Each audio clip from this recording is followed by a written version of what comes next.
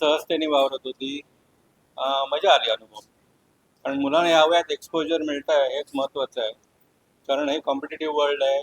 आत्तापासून त्यांना कॉम्पिटिशनची सवय जर फॅमिलियर एन्व्हायरमेंटमध्ये होत असेल तर त्यांचा कॉन्फिडन्स आणखीन वाढेल आणि त्यांना यशासाठी पुष्कळ वर्ष मिळतील याच्यापुढे. त्यामुळे हा उपक्रम असेच काय कॉम्पिटिशन व्हाव्यात इन्स्टिट्यूशनने अरेंज कराव्या, ज्याद्वारे त्यांना वेगवेगळ्या फील्डमध्ये एक्सपोजर मिळेल आणि बाहेर ती वर्ल्ड रेडी होऊन जातील या इन्स्टिट्यूशनमधून बाहेर पडताना. Good one, all the best to the institution आणि मजा आली मुलांमध्ये.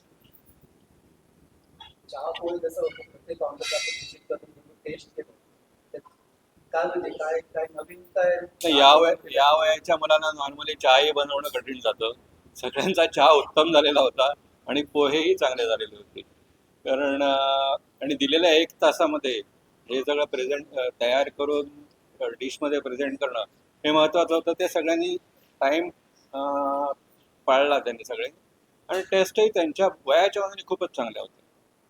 टेस्ट बरोबर येतं पाहण्यात आलं की टेस्ट बरोबर येण्यासाठी प्रेझेंटेशनकडे पण भरपूर लक्ष प्रेझेंटेशनकडे भरपूर लक्ष दिलं आणि प्रत्येकाला एक्सप्लेनेशन देता येत होतं आपण काय केलं त्याचं.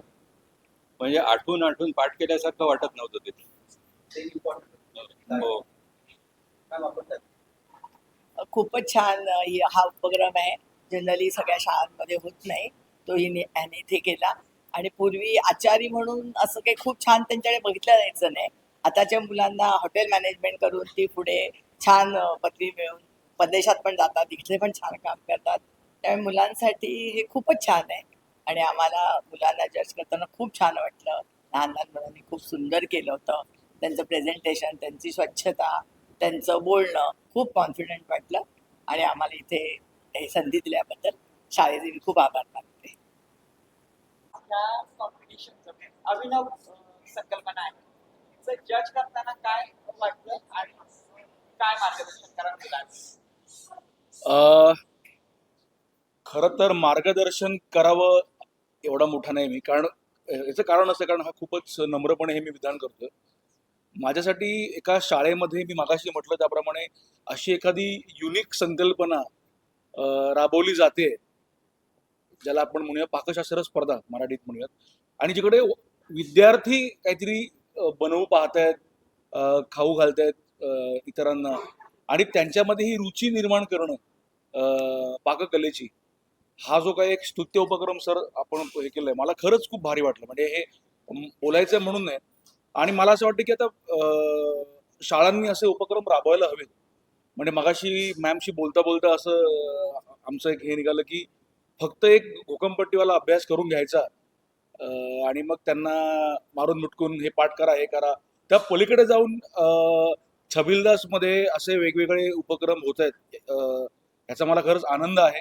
आणि दुसरं म्हणजे छबिलदास शाळेबद्दल मी काय ते बोलावं, कारण छबिलदासची एवढी जुनी परंपरा आहे आणि याविषयी आपण सगळेच जाणून आहोत.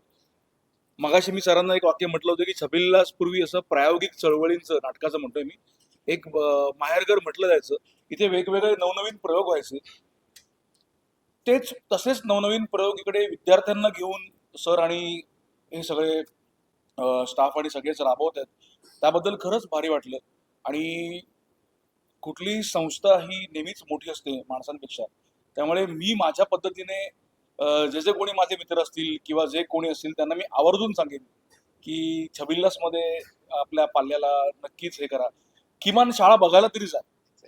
आणि आपण जे म्हणतो ना की सर्वांगीण विकास, सर सर्वांगीण विकासाचा करेक्ट काय म्हणूया आपण त्याला अर्थ जो आहे, तुम्हाला इथे मला अभिप्रेत आहे जो इथे आहे की कला, क्रीडा, शिक्षण आहेच, पण मुलांना त्यांच्या कलेनं शिकवणं हे मला खूपच भारी वाटलं. आणि मला आनंद आहे की या शाळेत माझ्या काही मित्रांची मुलं पण आहेत आणि त्यांच्याविषयी खरंच मला म्हणजे आनंद आहे की एका चांगल्या जागी ते आहेत. आणि सगळ्या विद्यार्थ्यांचं पण मला कौतुक करावं असं वाटतं की खूप भाग्यवान आहेत ते अशा या शाळेत ते शिकतायत. खरंच थँक्यू सो मच. मला इकडे तुम्ही बोलवलं आज.